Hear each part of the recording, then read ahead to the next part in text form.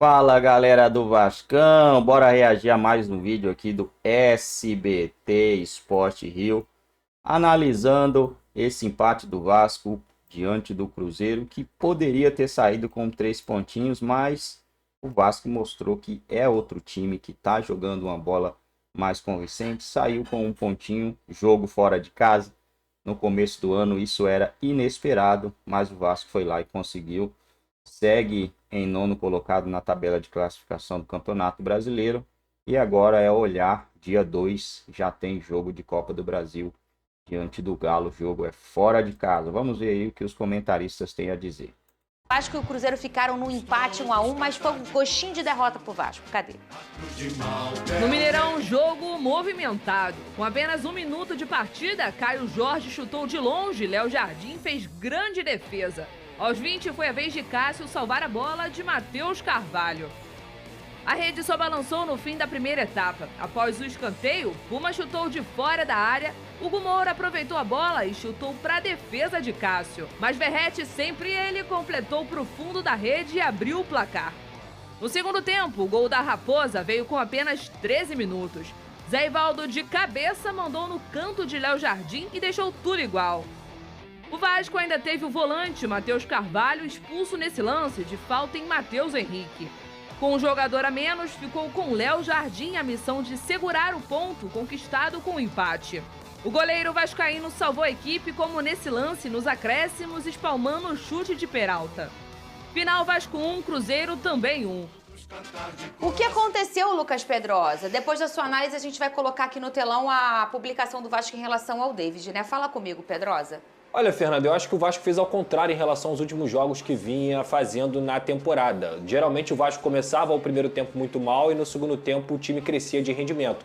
Dessa vez o Vasco foi superior ao Cruzeiro no Mineirão, jogou mais do que o Cruzeiro no Mineirão no primeiro tempo, com algumas mudanças também, o Felipe Coutinho titular, Puma Rodrigues, Emerson Rodrigues e tudo mais. E o Vasco teve o jogo sob controle, jogou bem melhor do que o Cruzeiro na primeira etapa e deveria ter ido para o segundo tempo com uma condição também de controlar essa partida. Mas o que a gente viu foi totalmente ao contrário. O Vasco começou a errar muito na saída de bola, começou a ter um certo desespero. Claramente o Cruzeiro sente a falta do Matheus Pereira, que mais uma vez não jogou contra o Vasco, e sente também uma nova metodologia de trabalho do Fernando Diniz, que ainda não deu tempo de ser implantada. Então o Vasco se aproveitou disso, mas depois chamou o Cruzeiro para o seu campo, errou bastante. O Rafael Paiva, na minha visão, ele teve uma leitura de jogo ali para poder utilizar os contra-ataques. E quando ele tira o Coutinho, não coloca um jogador de ligação para poder preencher esse meio, o Vasco perde a criatividade, ele perde o pensamento dentro de campo, se torna um time muito mais na base da velocidade e o Cruzeiro cresce no jogo dentro do Mineirão. O Cruzeiro é um baita de um time também, inclusive está acima do Vasco na tabela e consegue o empate nessa falha do Lucas Piton. Eu acho que não é uma questão dele ganhar na cabeça ou não. Eu acho que ele não poderia deixar o Zé Ivaldo ter tanta tranquilidade para cabecear assim.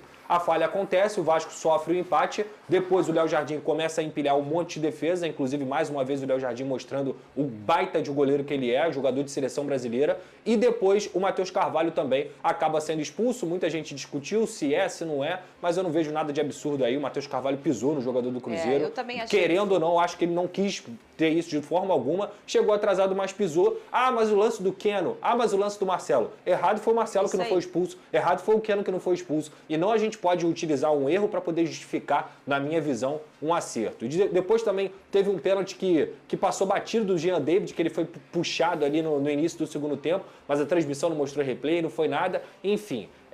Eu acho que o Vasco que poderia ter saído com a vitória, se tornou um jogo acessível na minha visão, pelo que o Vasco produziu. O Vasco jogou muito bem no primeiro tempo e caiu muito de rendimento no segundo tempo e tem que dar esse ponto aí, graças a Deus, ao Léo Jardim, que também não é nenhuma tragédia, tá? Empatar no Cruzeiro com o Mineirão não é nenhuma tragédia. A circunstância que fez parecer uma derrota, porque o Vasco tinha um domínio ali, e eu acho que cada vez mais, infelizmente, nessa reta final aí de temporada, a gente vai começar a ver mais isso aí, sabe o que? Uma irregularidade dos times muito grande dentro de uma partida. Tem uma intensidade física para começar a fazer um bom primeiro tempo, e aí chega no segundo a gente vai começar a ver essa coisa de você, às vezes parece que dá um apagão, parece que as mexidas estão erradas, de fato mas aí começa a chamar o outro time para o seu campo, porque a temporada tá acabando, o calendário já tá pesado nas costas de todos esses jogadores. Fora que é a véspera do jogo decisivo pro Vasco. Exatamente. E vamos colocar aqui na tela, ô Pedrosa, tá aí o Vasco da Gama, publicou, o atacante David sofreu uma entorse do joelho esquerdo durante a partida contra o Cruzeiro. No último domingo, ele passou por exames de imagem nessa segunda, onde foi diagnosticado com ruptura do ligamento cruzado anterior, é o famoso LCA. O atleta já iniciou tratamento com os profissionais do Departamento de Saúde e Performance, passará por cirurgia. A gente deseja aí uma plena recuperação, disse o Vasco, e a gente também deseja uma plena recuperação aí, aqui um beijo no coração aí de toda a galera do SBT Esportivo, porque é uma lesão chata e complicada. Ó, o Fluminense perdeu para o Atlético. Para você, Maurício. Boa tarde para todo mundo que acompanha a gente aqui no Globo Esporte. Penúltimo dia de preparação do Atlético aqui na Cidade do Galo para essa partida contra o Vasco pela Copa do Brasil. Tem lista grande de desfalques, mas também tem notícia boa para a torcida do Galo. Vou começar pelas baixas, viu? Porque Zarate, Bernard, Saravia e Alisson continuam no departamento médico, então por conta disso desfalcam a equipe para esse jogo de quarta-feira. Além disso, Daverson e Fausto Vera também ficam de fora. Já jogaram a Copa do Brasil por outras equipes, então por conta disso não podem disputar a competição nessa temporada pelo Atlético. Agora vamos de notícias boas, começando por Lianco e Paulinho. Os dois foram poupados do jogo do fim de semana contra o Palmeiras pelo Campeonato Brasileiro, não viajaram, mas treinaram normalmente hoje, então por conta disso são opções também para o técnico Milito para quarta-feira. A outra novidade, Otávio, liberado pelo departamento médico, recuperado de uma lesão no ombro, fica à disposição para essa partida contra o Vasco. Uia, boas notícias. Obrigado, Giovana. Bom trabalho para você. Vamos pro intervalo rapidinho. É isso aí, galera do Vascão. Excelente notícia pro Vasco, né? O Galo vai estar desfalcadíssimo, então, nesse jogo de Copa do Brasil. E classificou também para a Conmebol Libertadores, podendo não disputar com toda a força a Copa do Brasil. Então, para o Vasco, isso aí acaba sendo um ponto positivo. E torcer para que o Vasco faça um bom jogo na Arena do Galo. São Paulo inexistiu lá, não conseguiu ver a cor da bola. Se o Galo fizer um jogo semelhante a esse jogo aí, infelizmente eu acho que o Vasco não consegue se classificar, porque o Galo jogou muita bola nesse jogo de classificação da Libertadores. Foi contra o São Paulo? Não, foi contra o Fluminense, né? 2-0 era para ter sido uns 7-8 para quem assistiu a partida, né? Mas vamos torcer para que o Vasco consiga desempenhar um bom futebol. Se o Vasco fizer 1-1 como fez contra o Cruzeiro, acredito que essa vitória vem, essa classificação vem com uma facilidade, né? Dentro de São Januário. Vamos torcer para que o Vasco consiga. Perdeu de ter vencido esse jogo de ontem, né?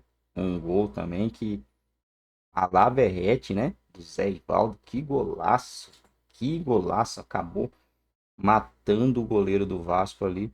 Mas é isso aí, pessoal. Dia 2 agora tem Vasco e Galo. Tem essa confusão aí na CBF que tá prejudicando aí o Vasco e o Corinthians.